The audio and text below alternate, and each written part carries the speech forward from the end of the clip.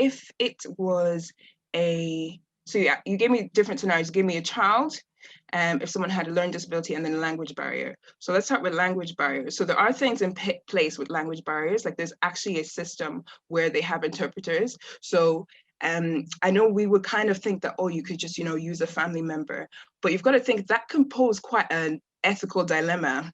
If you're using a family member, what if it's something they don't want the family member to know? What if there's some issues going on here that the family member might not translate everything that you're saying? So there's that complexity. So we actually have systems in place where you can call a number that has an interpreter on it, essentially. So that's the language barrier one. Yeah, that's the best practice.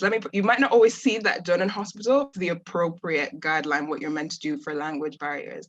And with learning disabilities, usually people would it's sometimes about knowing, like, what is that person's life outside of the hospital, right? And this is good for elderly as well. Like, what is their baseline? So they might have a carer, or sometimes people have, don't know what they're called, but almost like tablets sometimes, that they can actually type what they want to say, or you can, speak into it and then it types it up. We're very technological now, so there's lots of things that can kind of aid people, but it's about knowing, okay, how do they usually communicate as well? Like, they have a life before this admission. How do I get an understanding of what they would do in terms of that sense?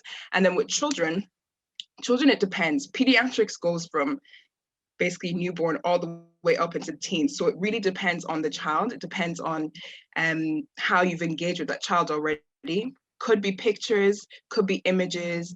Yeah, children's a bit of a tricky one just because of like the individuality, but I hope that kind of answers your question.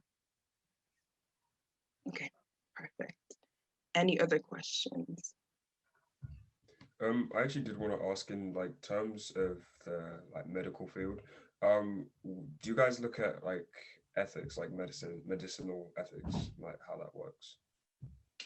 Yeah, do you mean as in ethics just throughout medicine and like as a Oh doctor? yeah.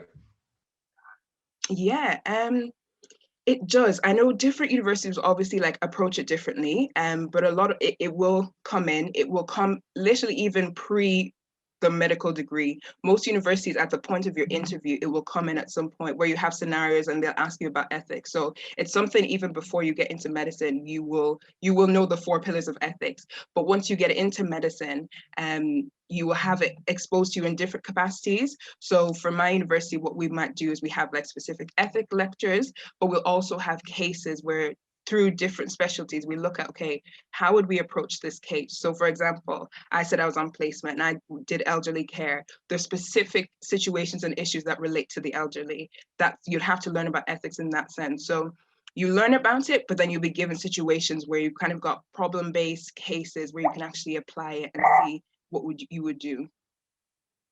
Hope that answers yours.